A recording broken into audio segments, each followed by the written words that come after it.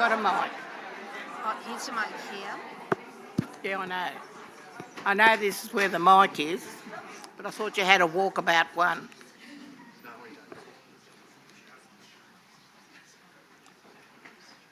Right. Well, I'm here today because I don't need a mic.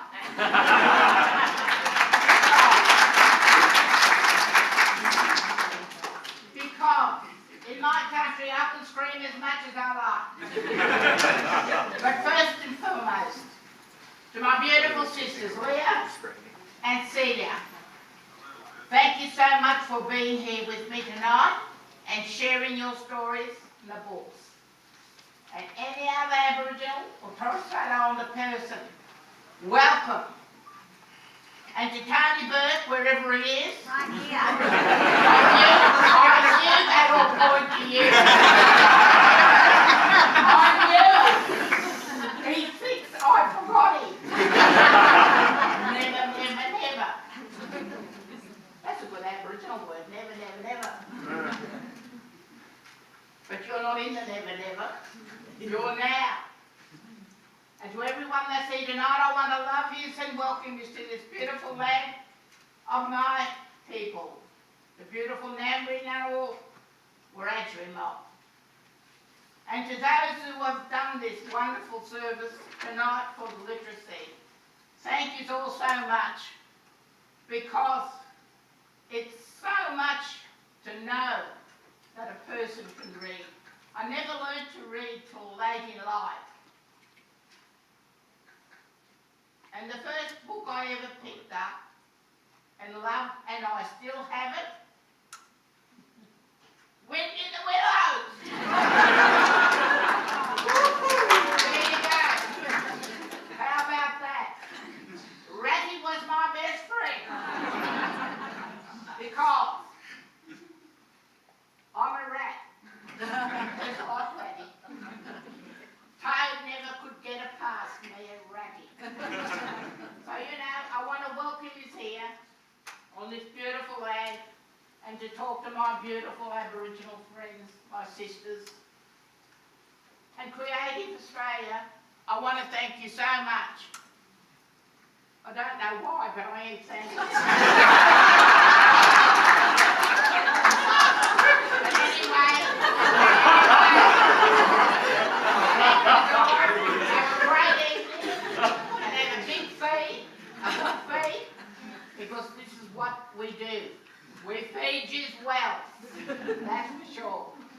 And thank you to the National Library for being what you are, a friend to everybody. They can drop in and pick up a book. Thank you all. Have a great day. Thank you, Tony.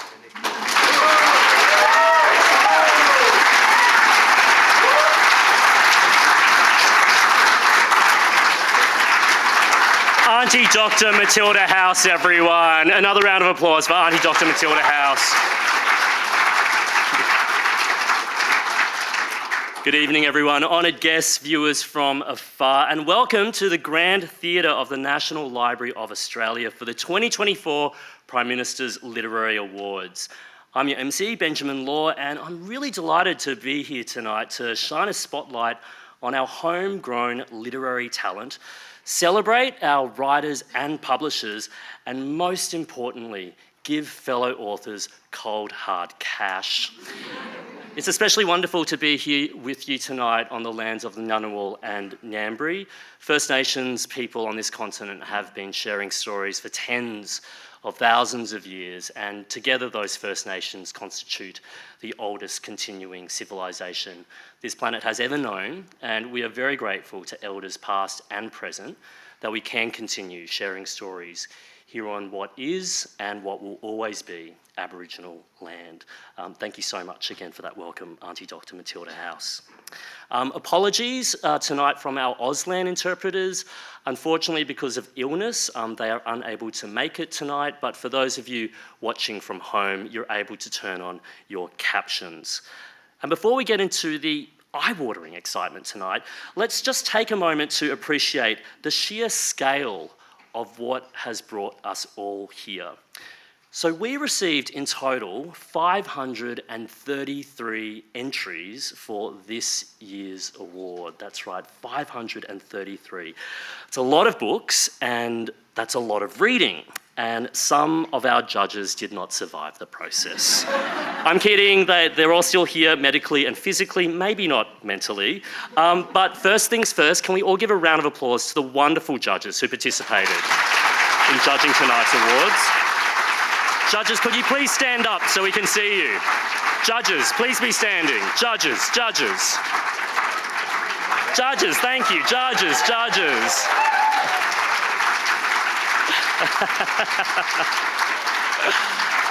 Thank you so much for your hard work.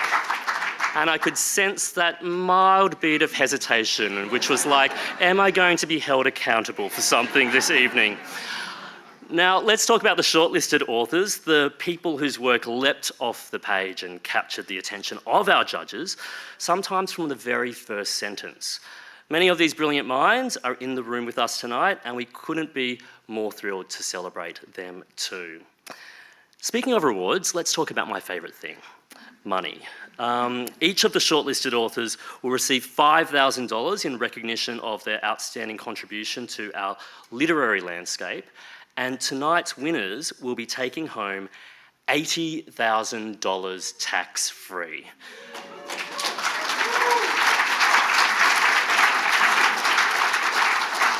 I feel like RuPaul saying that. Just a quick housekeeping note, make sure that your mobile phones are either switched off or flicked over to silent. You will be named and shamed if your phone does go off and or your next book will not be reviewed very well. Now, winners, please listen up closely because there is a bit of a dance of logistics that goes on if your name is called. When your name is called, this is your moment. Walk up to the stage, shake hands with the minister, then hit us with a few genius, indelible words at the mic. You are all writers, there is no pressure. After that, you'll receive a very shiny medallion, and then you will smile for the camera, or don't, but you'll pose for the camera over at the media wall before you head back to your seat and you bask in the glow of your well-deserved win. For those of you joining us from home, welcome. You are getting a little peek inside the stunning National Library Theatre, the very heart of Australia's literary treasures. And to the folks at the library, a massive thank you for hosting tonight. And for anyone watching from home, do come visit this incredible place. It's a gem of Aussie history. Tonight's awards celebrate excellence across children's literature, young adult literature, Australian history, poetry, non-fiction and fiction. Pretty comprehensive genres are there that reflect the diversity of voices and stories that make Australia such a complex and vibrant place. If there are authors who feel you are left out or categories have not been included, say erotic parliamentary fan fiction or something, please take it up with the Arts Minister.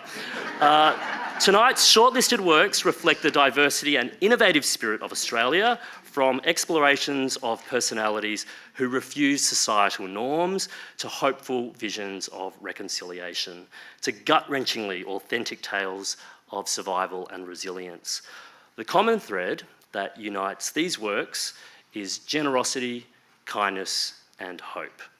These titles showcase some of the planet's oldest cultures and ways of being, and also the experiences of our most recent Australians as they find and make their Australia.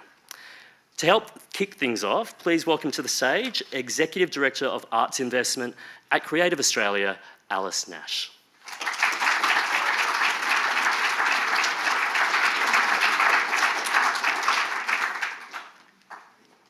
Thank you for that introduction, Benjamin, and for setting the tone for us this evening. Good evening, esteemed guests and literary enthusiasts. I would like to start by acknowledging the traditional owners of the land on which we meet this evening, the Ngunnawal and Ngambri peoples. Thank you for your gracious, warm and beautiful welcome. Auntie Dr. Matilda House, she is. I pay my respects to elders past and present, and to all Aboriginal and Torres Strait Islander people here this evening. I would also like to acknowledge the Honourable Tony Burke, MP, Minister for the Arts, Susan Templeman, MP, Special Envoy for the Arts, Graham Parrott, MP, Member for Moreton and co-chair of the Parliamentary Friends of Australian Books and Writing, and colleagues joining us from the Office for the Arts. A special mention and thanks are due to our Prime Minister, the Honourable Anthony Albanese. Though he couldn't join us here tonight, his appreciation of Australian literature is steadfast. I also thank the National Library of Australia for hosting and helping us to make this a wondrous celebration, I hope, and extend that thanks and acknowledgement to the team at Creative Australia for their work behind the scenes, bringing this together. On the 15th of August, we unveiled the shortlist for the 2024 Prime Minister's Literary Awards. These awards celebrate the brilliance and artistry of our nation's writers, illustrators, poets, and historians. They're not just awards, but acknowledgements of the voices that enrich and inform the cultural narrative of contemporary Australia. Congratulations to all the shortlistees. I thank the meticulous work of those terrified judges. It is no small thing to bear the responsibility of judging these awards, and they have done so with care and diligence. Judges, your commitment and passion have brought us tonight's list of celebrated works. I would also like to take this opportunity to acknowledge this significant milestone achieved towards the establishment of Writing Australia. No small thing. With the recent passing of the legislation through Parliament, this provides the authority to Creative Australia to establish Writing Australia in 2025. More than a new entity, it represents our government's commitment to investing in the literary fabric of our country. As Creative Australia forges ahead with the new National Cultural Policy, Revive, A Place for Every Story, A Story for Every Place, we will continue to champion, nurture, and amplify the voices of our literary community. And now, please welcome the architect of Revive, the National Cultural Policy, the Honourable Tony Burke.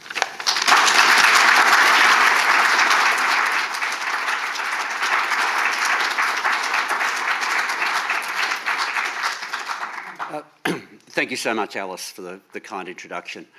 First of all, Auntie Matilda, thank you so much. Thank you for the generosity and warmth of the welcome. For those of you who might not be aware, there is a particular level of significance whenever you're here in Canberra and it's Auntie Matilda House who welcomes you. The Australian Parliament had never had a welcome to country following an election until Kevin Rudd was elected Prime Minister. The first time the ceremony was ever conducted, the first time that cultural authority was ever shared, and it wasn't a favour to the local Indigenous leaders, it was the local leaders of Ngunnawal and Ngambri showing a favour to us. Of all the things that could be said, welcome is optional. And yet welcome is what we always keep hearing. It's a level of generosity that I hope as a nation at some point we start returning in the same way. But that first welcome in the history of the Australian Parliament was given by Auntie Matilda House, and it is such an honour that you've welcomed us tonight. Such an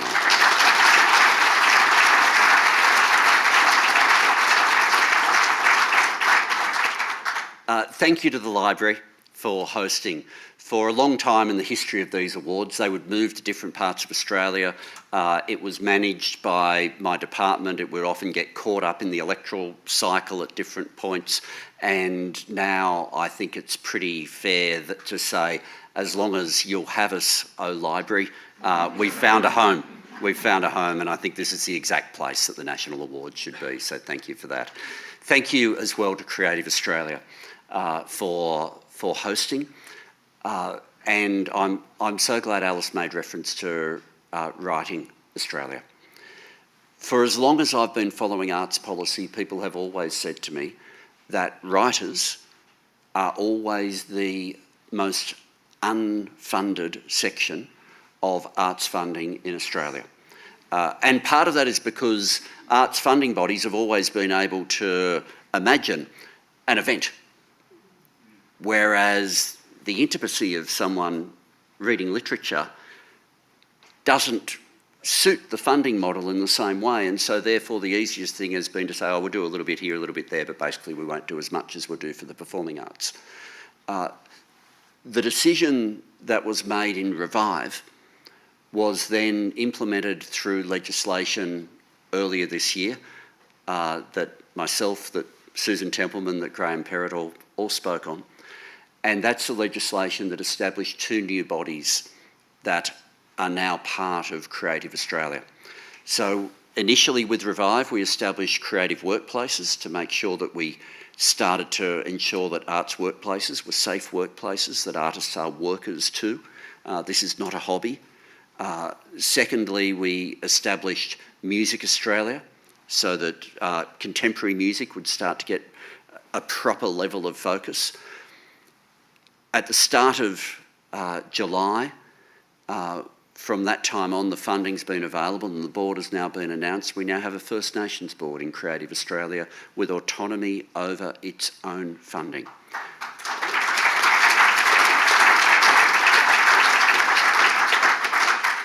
And next year, on the 1st of July, under the legislation, Writing Australia will start. Of all the different boards that I've had to pick and take to Cabinet, this is the one I'm not looking forward to. All artists are strongly opinionated people, but authors can be something else. So choosing the board will be hard, but for those of you who end up on it, over to you, because it'll be a hell of a meeting, I can imagine.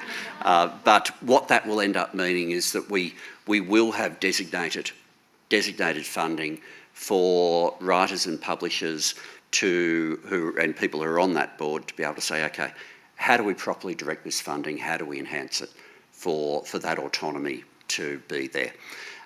The outcomes of that bring us the next layer of imagination.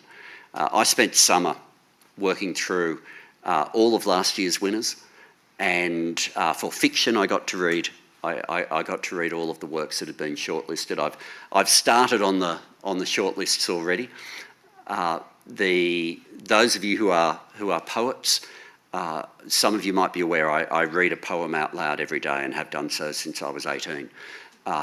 This week and the last 2 weeks that we were in, the last 3 sitting weeks altogether then, that it's been your poetry that's been on my desk in Parliament House, and you have been the moment of oxygen for that day, where the doors are shut so that my staff can't hear, and I go into your world.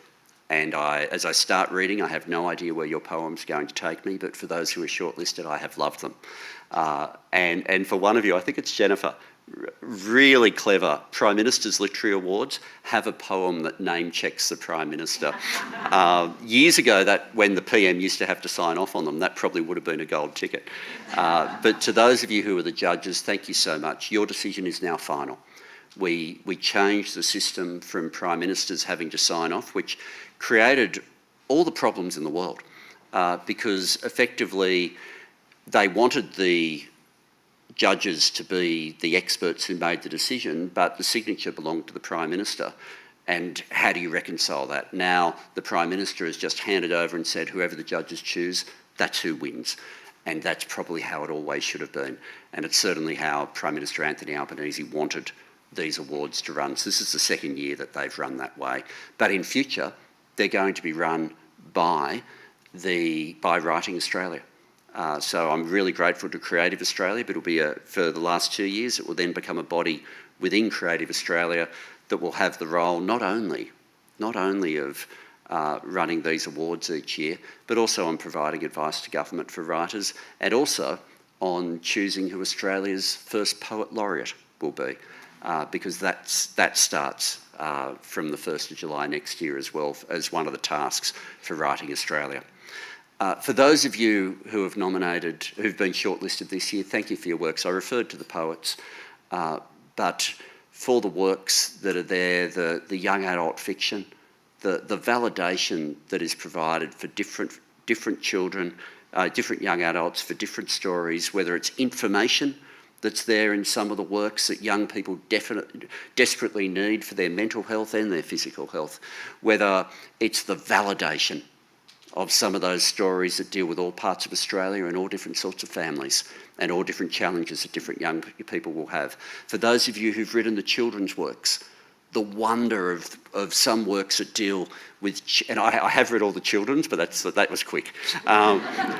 But whether it's acknowledging the superpowers that children have and telling that in such a tangible way, or whether it's the great superpower of children growing up and learning First Nations language, and that being told just as the story is told. It's such a special piece of work, and so valuable to have had the chance to read that.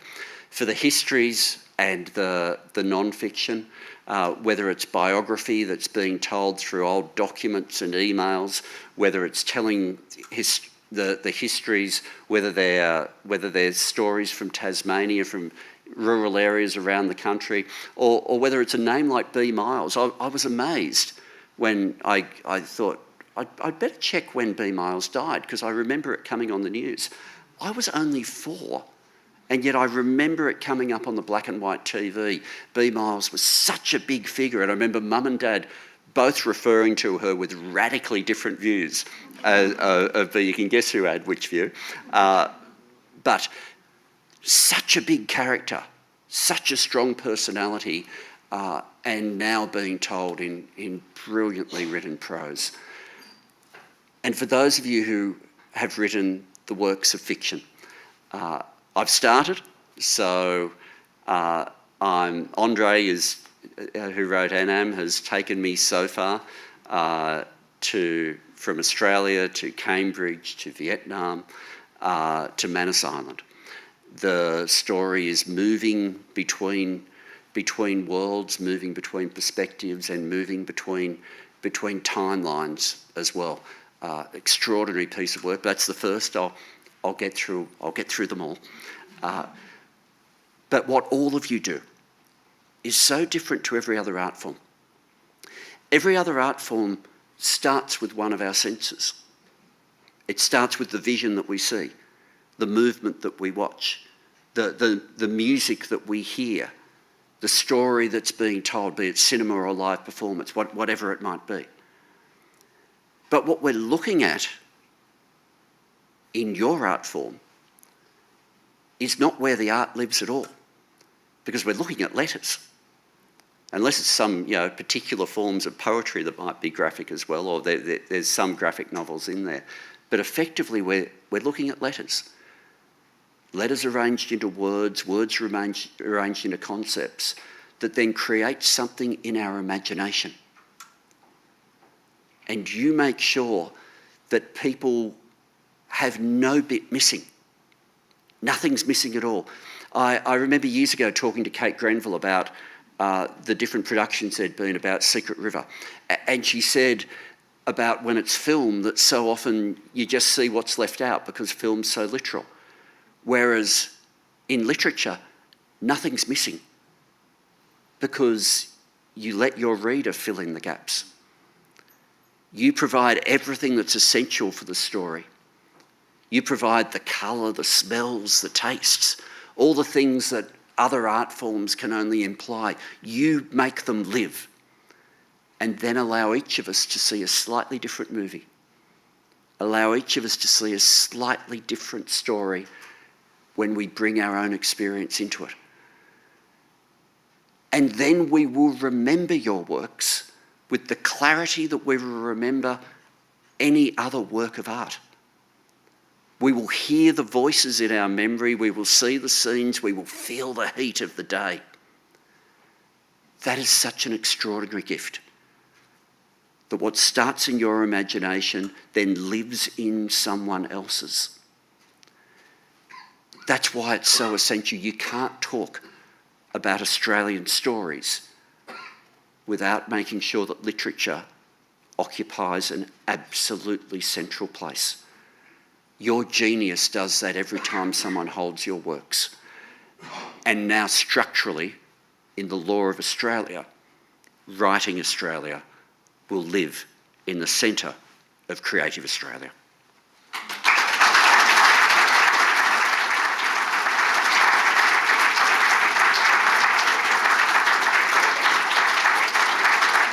Thank you so much, Alice.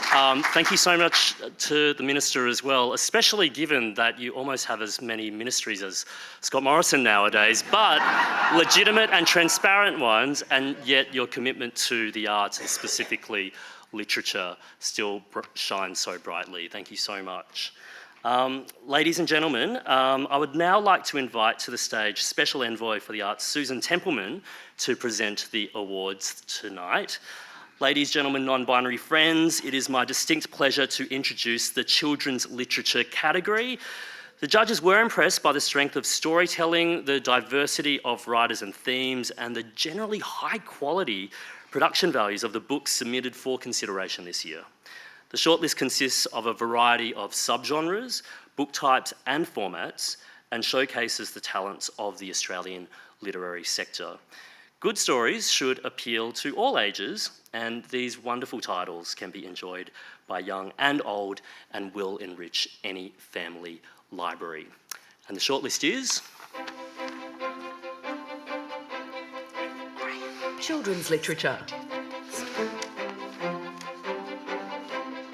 Etta and the Shadow Taboo by J.M. Field and Jeremy Worrell. Hardy Grant Children's Publishing. A wise and beautifully illustrated picture book that is an invitation for young ones to learn about body awareness and respecting personal space, using rhythmic and engaging text to combine cultural expressions and shared memories in an innovative way.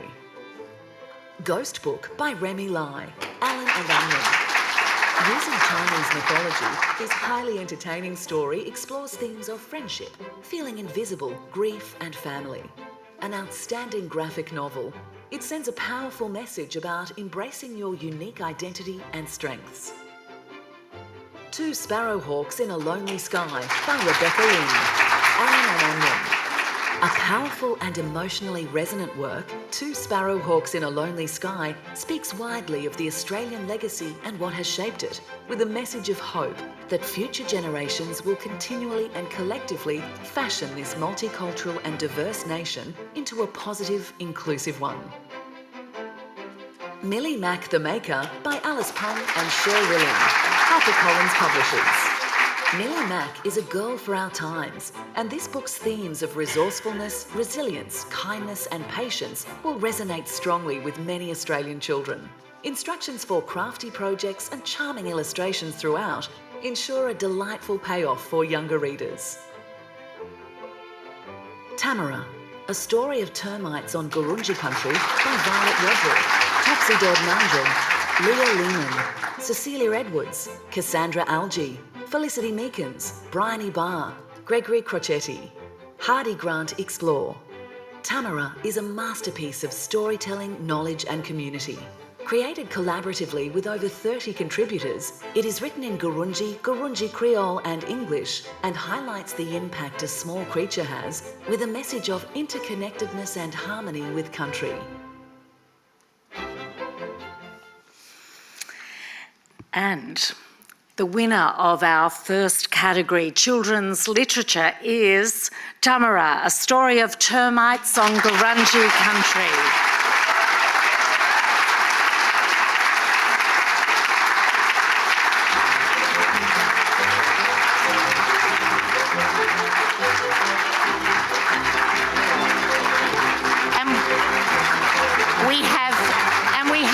We have a number of the authors.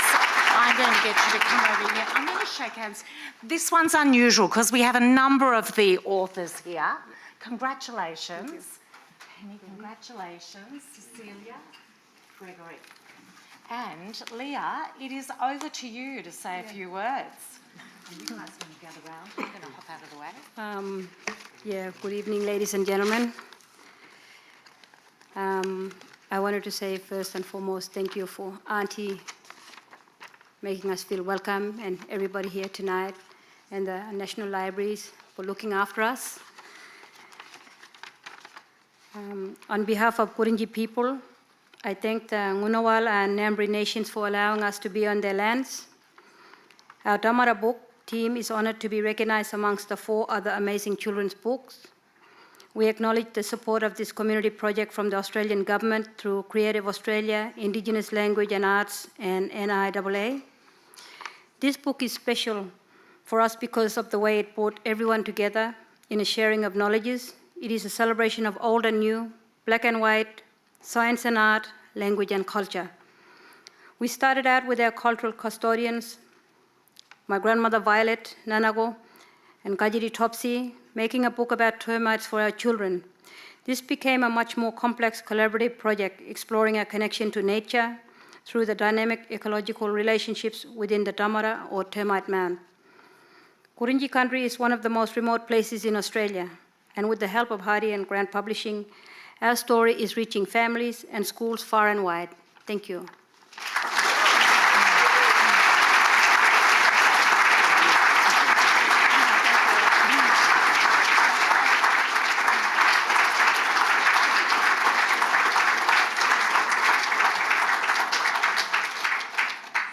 A big congratulations to Leah and all 8 of the authors and illustrators who are behind Tamara. I would like to invite to the stage the Honourable MP Graham Perrott, who's actually already on stage, who's going to be helping giving out the awards tonight as well. Go to the next one.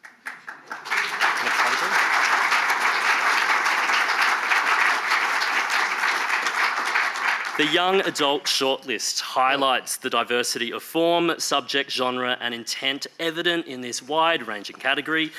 The inclusion of a non-fiction work reinforces that these are exceptional books dealing with issues that are both evergreen and timely for teenage readers. The judges emphasise the high quality of submissions to this category and commend everyone nominated. Gentleness, frailty, fear and doubt deserved nuanced representations, and these powerful works do not shy away from the dark corners and difficult questions. Rather, they shine a bright light upon them all to the benefit of all. And the shortlist is... Young Adult. Grace Notes by Karen Comer, Hachette, Australia. This assured debut explores the Melbourne COVID lockdowns through the eyes of teen protagonists Grace and Crux. Such is the ease with which Comer writes, the truth is never far away that COVID is something that happened to all of us and that these are our stories. We Could Be Something by Will Kostakis, Aaron and Onion. This powerful novel about 2 young men and their lives in Sydney's Darlinghurst has universal appeal. Kostakis writes with authenticity and insight about coming out, falling in love, relationship breakdown and extended Greek families, leaving the reader completely satisfied. We Didn't Think It Through by Gary Lonesdale, Aaron and Onion. This tense contemporary story focuses on the life of a Koori teenager who spends time in youth detention for stealing a car. Tackling themes relevant to modern Australia, such as systemic racism in the justice system and the separation of First Nation families, it offers a timely reminder of the healing power of poetry, music, forgiveness and love. Welcome to Sex by Yumi Steins and Melissa Kane, Hardy Brown. A fearless, frank and important resource for young people, this meticulously researched and comprehensive book provides an informative, entertaining and potentially life-saving book that should find a place in every home, even ones that don't contain a teenager. A Hunger of Thorns by Lily Wilkinson. Exploring the premise of a broken world where magic is regulated and commercialised, this unique novel is filled with creativity and vivid descriptions. A tapestry of contemporary themes, Wilkinson's clever novel illuminates profound truths about our times through a mirror that seems familiar but is not.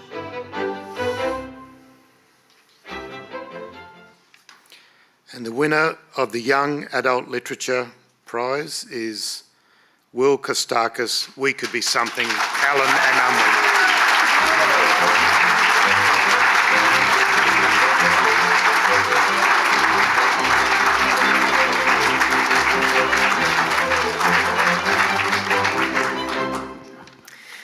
Thank you, Auntie Dr. Matilda, for welcoming us so graciously, and thank you, Creative Australia and judges, for this tremendous honour. Congratulations to my friends on the shortlist: Victorian Premier's Literary Award winner, Lily; ACT Literary Award winner, Gary; CBCA Award winner, Karen; and ARBIA Award winners, Melissa and Yumi. What wonderful company to keep. My publisher, Allen & Unwin, is well represented in this category, and I like to think for very good reason. Jodie Webster, Kate Whitfield, thank you for championing this book and for your friendship. This is a sixth novel I couldn't have written without the first five, so thank you Claire Craig, Laura Harris, Claire Hume, Jess Owen, T.S. Ferguson, Jean-Marie Morrison, and Sophie Mayfield. I am the product of teachers like Sally Egan, Jan Sadler, Martin Tate, Peter Hipwell, Jeffrey Wren, and Greg Bell, who read far too many stories that were far too long. Their enthusiasm left a mark, but one teacher went above and beyond, and I would not be standing here without Rosalind Mackenzie, who taught me all she knew, and more importantly, pulled me out of commerce every 2 weeks to write stories. Finally, I owe this to my family. Jace, the best thing to ever happen to me in a bookstore; my fiance Toby, the support, security, and perspective that is quite rare in the Australian arts; my grandfather, Papu Vasili, he would wait outside news agencies before they opened to buy me exercise books to scrawl in as a child; and my grandmother, Yaya Susie, who continues to fill my life with love. Yaya, sagapo que se la trevo. Finally, my mother Anna has given up so many years of her life to care for others, first my brothers and now her mother. Mum, every word is for you. I hope I make you as proud as you make me. Thank you.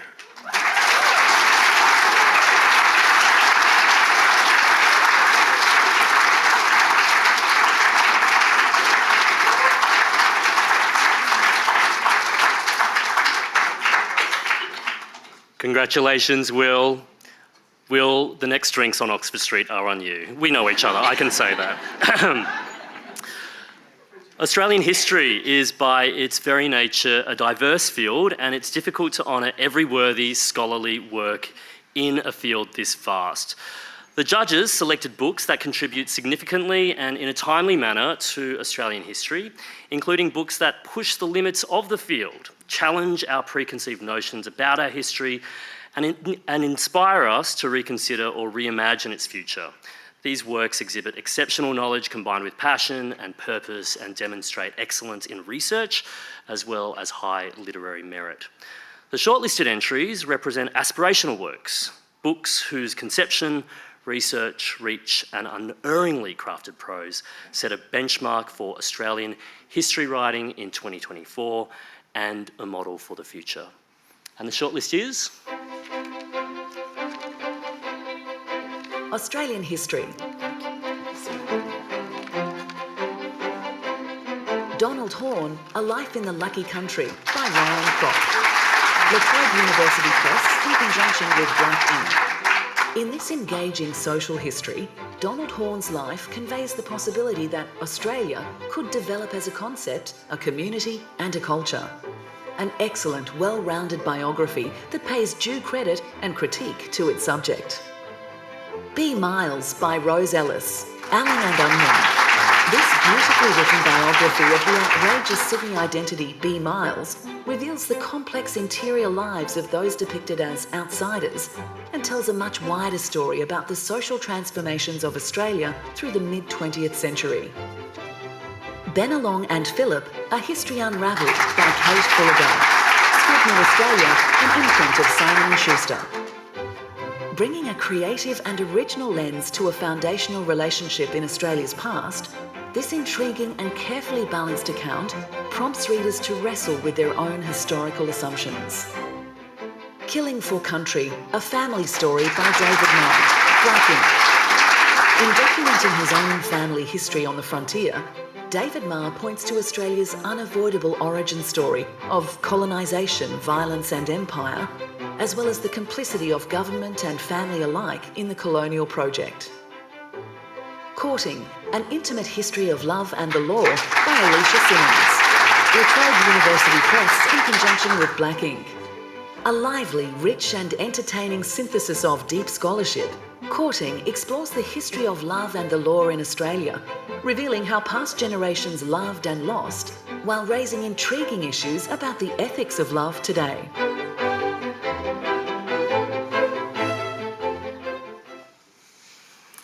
And the 2024 winner of the Prime Minister's Literary Award for Australian History is Ryan Kropp for Donald Horne, A Life in the Lucky Country.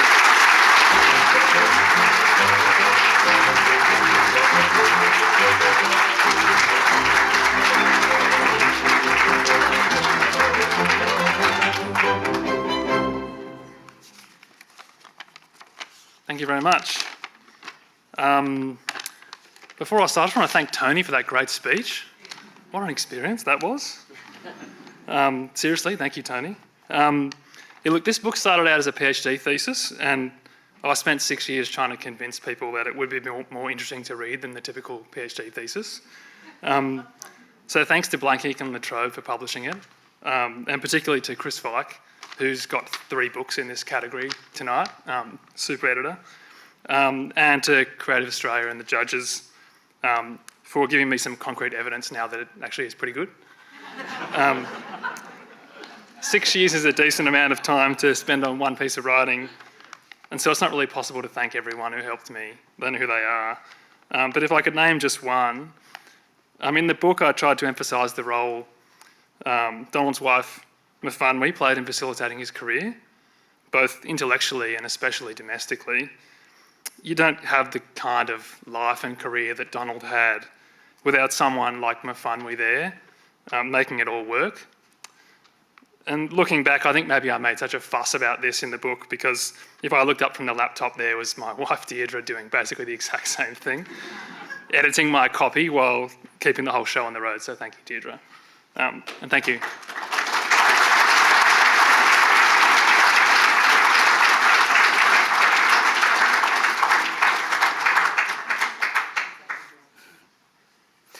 Congratulations, Ryan. And I think we're hearing a recurring theme between all the speeches, that as much as it's the hard work of the authors who are on the shortlist and are winning the awards tonight, it's also the work of teachers who teach us and inspire us. It's also the work of the hardworking editors, publishing houses, and family members and loved ones. And now to the poetry category, where the judges acknowledge the considerable range of entries with works on themes as varied as place, ooh yeah, big boss, okay, landscape, climate change and the environment, domestic life, gender and feminist concerns, the absurdities of AI futures and our technology-inflected present and activism, faux pas, and activism in global and domestic politics. This year's shortlist reflects the sweep of subject matter and range of formal approaches, including one debut collection, an early career poet, a mid-career poet, 2 established and eminent poets. It's like the Pokemon spectrum of poets. Across the 5 titles, there is a significant variety, with the unifying feature being a clear demonstration of Australian literary excellence. And the shortlist is... Poetry. In the Photograph by Luke Beasley, Giramondo Press. This savvy collection provides conclusive proof of the compatibility between formal experimentation and democratic appeal, an intimate transfusion of the poet's relationship to words and art making, and domestic routine and familial intimacy. The Cyprian by Amy Crutchfield, Giramondo Press. A stunning reappraisal of the figure of Aphrodite from a contemporary vantage point, Crutchfield explores women's loves, needs and losses in counterpoint to male desire, misogyny, power and control. Fully fledged of voice and entirely in command, The Cyprian is a debut volume of rare achievement and power. She is the Earth by Ali Cobby Eckermann, Magabala Books.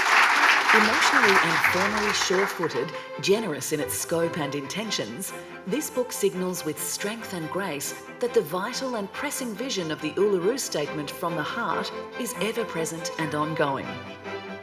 Golden Bridge, New Poems by Jennifer Maiden, Kmart Press. A recurring image in history, the Golden Bridge links self to surrounding time and space, a way of commenting on and possibly changing history itself. This acerbic yet hopeful work brilliantly bridges geopolitical spheres while collapsing temporalities, placing contemporary leaders into timeless and timely conversations. The Drama Student by Autumn Royal, Giramondo Press. These eerily suggestive poems manifest an impressive discipline of attention, evincing a poise collected and confected from the debris of self-exposure. They lay bare the inseparability of candour and artifice.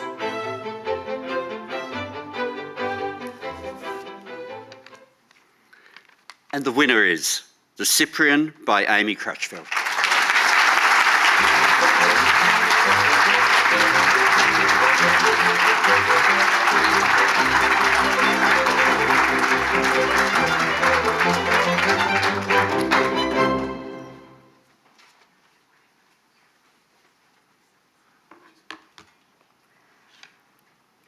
Thank you, Auntie Dr. Matilda House, for the welcome to country. I wish I had started my writing career with Wind in the Willows. You certainly went straight to the guts of it. I think I started with something pathetic like Famous Five.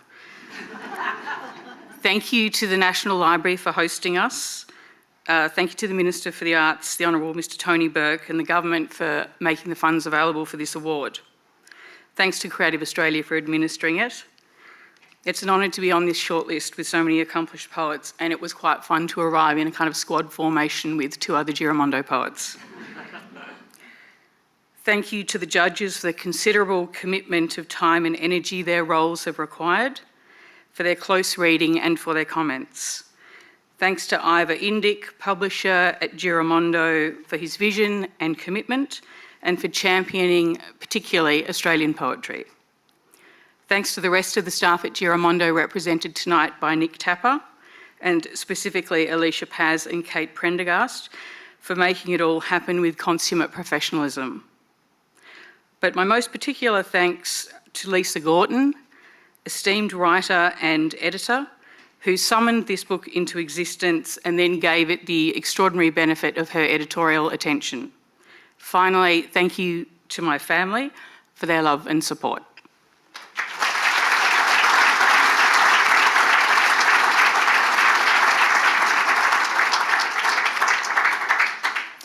Congratulations, Amy, and congratulations to all of the shortlisted poets. Now we're going to move on to a category that's particularly close to my heart, which is non-fiction, where 5 exceptional titles were selected from an impressive range of high-quality submissions representing natural history, memoir, biography, creative essay, and reportage. The non-fiction shortlist organically mirrors the variety of entries offering work from the great traditions of Australian literature to reinventions of form. These works were variously commended by the judges as concordant with life as we know it, or as reminders of the critical and shared undercurrent of our existence. And the shortlist is? Non-fiction. Close to the subject, selected works by Daniel Browning, Megabala Books.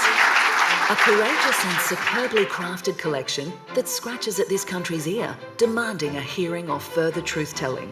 With these writings, Browning demonstrates clear talent as an observer of cultural and political life. Eventually, Everything Connects by Sarah Firth, Alan and Onion. This memoir cross graphic novel cross encyclopedia of modern life is thrilling in its execution. A wildly inventive opus, it has real verve and leaves the reader in the state created by all great literature of having seen and been seen. Graft, Motherhood, Family and a Year on the Land by Maggie McKellar, Penguin Random House. An exemplary work that reminds us of our responsibility to our kin, to our landscape, to live well and in relation to one another. To read McKellar's writing is to submit to its lyricism and be warmed by its ever-hopeful, ever-resilient prose. A Kind of Confession by Alex Miller, Alan and Onion. Writing requires a forensic kind of truth that confronts reality, even when it is unforgiving. And that is what Miller does here in this charmingly rich history of Australian letters, ideas and personalities, lovingly compiled by his wife, Stephanie Miller. A Clear Flowing Yarra by Harry Sadler, a Fern Press. Sadler's utter joy in the Dirrawong's meanderings pours out onto the page and sweeps the reader up. This is not a scientific study of the environmental well-being of the river. It is a delightful and inspiring romp in nature.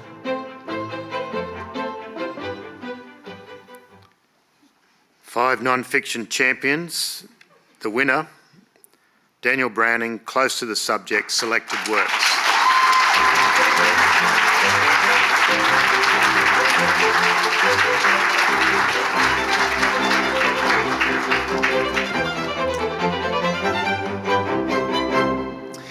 I want to thank Annie Matilda House for her magnanimous welcome, as always, and I honour you and the Ngunnawal and Ngambri ancestors for welcoming me to this place. I have 60 seconds, and not long enough to thank everyone who believed in this book more than I did. I'm going to name check my publisher, Rachel Binsala, from Magabala Books, without whom I just wouldn't be here on this stage tonight. And I wouldn't be accepting this life-changing award. My editor, Ali Alizi, you are the best. You are the best. Truly, I don't want to work with anyone else. You're just amazing. Thank you both. And everyone in the Magabala fam, Zen, Aggie, Cole, every one of you for believing in this book and for believing in me. Deep down, I'll always be a Housing Commission kid from South Tweed. Son of a boilermaker, I come from cane cutters and sand miners, charwomen and midwives, crabmen and deep sea divers, coastal mob, fisher folk. A Fingal boy, son of a Fingal boy, son of a Fingal boy, son of a Fingal girl. And I'm not even slightly ashamed to say a mummy's boy and a nana's boy. I dedicated the last award to my mum and dad, whose highest aspiration for me was, as I say in the book, to be a good person, to be fair-minded, ethical. But I give this one to my nan, Mary Browning, who died last year at the age of 104. I know I'm not the perfect grandson. I'm too wayward. But I hope that some part of you feels a little pride and that your love for the world rebounds through me. Occasionally when I'm in a good mood. I love you, Nan. Thank you.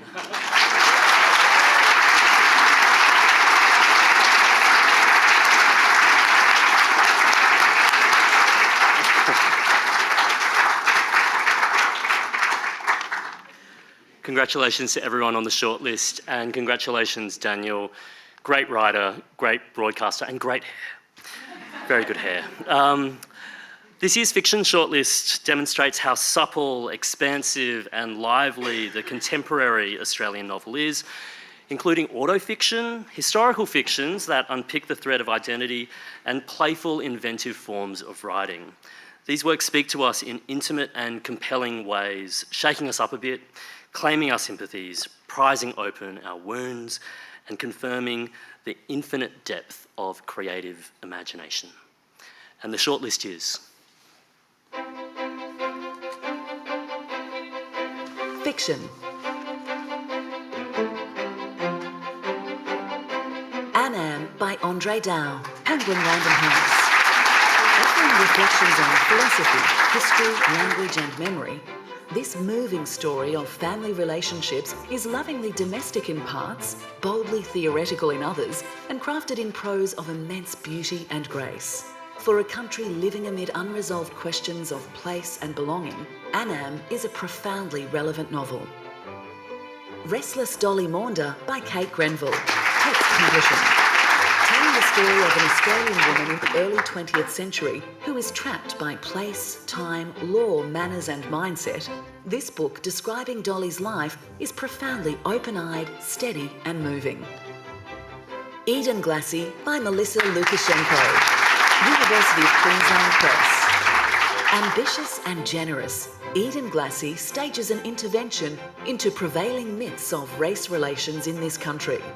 The stakes are high. The book demands nothing short of harmony and understanding, and a form of reconciliation that is audacious and original. The Carnal Fugues by Catherine McNamara, Puncher and Watman. The sentences in this collection are biting, vital, comic. Gathered over a decade of writing, these darkly brilliant short stories are a repository of energy and eros that should power writers and readers for generations to come. Stoneyard Devotional by Charlotte Wood, Annie Montgomery. Written in the form of a diary, this novel delivers the best of what this form has to offer: immediacy, intimacy, and deep reflection. In stripped-back prose, it probes the connections between daily existence and greater purpose.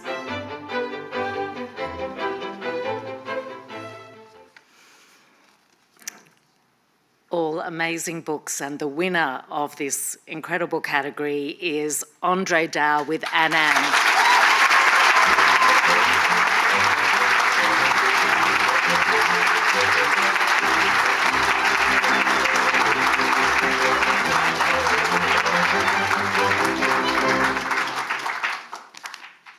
Thank you, Auntie Dr. Matilda House, for that incredibly gracious welcome. I hope we can be worthy of it. Thank you to Creative Australia and to the judges for the honour of this award. It's been an incredible year for Australian fiction, and so I am simply so proud to be even listed amongst my fellow writers. I want to thank my publisher, Meredith Kerno, and all the wonderful team at Penguin Random House, my agent, Claire Forster. I want to dedicate this award to my family, my grandparents, my parents, my aunts and uncles, my brothers, my partner, Catherine, and my children, Leia and Louis. So the genesis of this book came over 20 years ago when I was 15 and stumbled across an Amnesty International newsletter with a photo of my grandfather on the cover. Reading that newsletter, I discovered that Amnesty had adopted my grandfather, Dao Van, as a prisoner of conscience. And at the time, he'd been in prison without charge or trial for 4 years, but he wouldn't be released for another 6 years. So in some ways, the campaign to free my grandfather failed, and my family must have despaired at the powerlessness of their words that they wrote to Amnesty, to Red Cross, to the French president. And over the last year, I've been thinking a lot about the inadequacy of words. In February, I was asked to write a tribute to a young Gazan, and I just couldn't do it. And over the 6 months since, I've been thinking, what form of words could be enough? But as I thought about what I wanted to say tonight, I realized that the words about my grandfather in that Amnesty International newsletter did not entirely fail. They were carried from house to house, from continent to continent, photocopied and passed on until they found me. And I realized then that this is what solidarity looks like: to speak, to write in the face of despair and powerlessness. So in the spirit of solidarity, let me tell you a little about Youssef Dawas. Youssef was a writer. He wrote articles for the Palestine Chronicle and for the We Are Not Numbers website.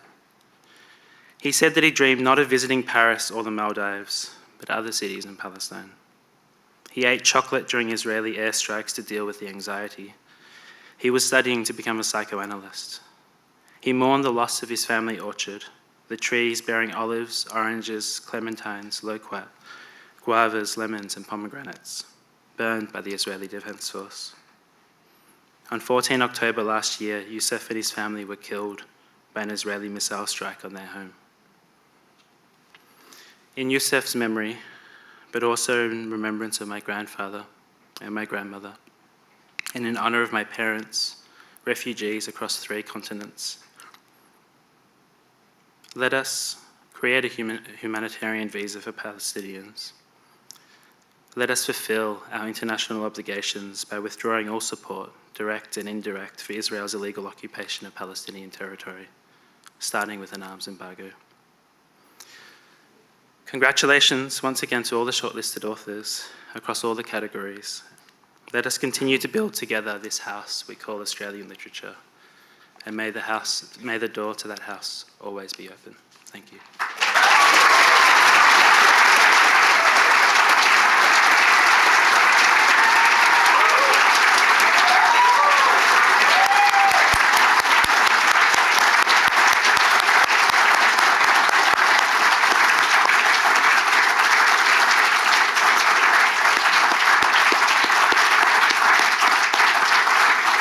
Congratulations, Andre. Thank you so much for your voice and for using it and for your tribute to Youssef and to your family as well. Could I have everyone who was shortlisted and or won tonight standing up if you're able to, so we can give you all another round of applause. Everyone who was nominated for tonight across the categories. Well done. A huge thank you to the National Library of Australia. Perfect setting for tonight's celebration. And for those of you who did win your award categories, if you could make your way to the media wall so we can get like a super band photo of literary Avengers across Australia, that would be wonderful. This evening has been a tribute to creativity in all of its forms, from the bold and unexpected to the finely crafted. We've applauded stories that challenge us, delight us, and make us see the world with new and fresh eyes. Great stories don't just end when we turn the last page. They stick with us, shaping how we see ourselves and this country. And our authors here provide the outline, a silhouette of our truths, and it's through their words that we begin to fill in the details. Thank you so much for joining us tonight, whether you're here in person or online. It's been a real pleasure to share this moment with you. And on behalf of Creative Australia, have a great night. Thank you so much.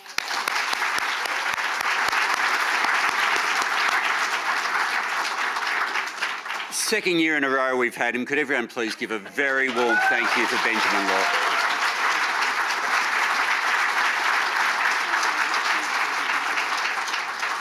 Okay, all the winners, I wasn't joking before, please come to the media wall. Winners of the categories.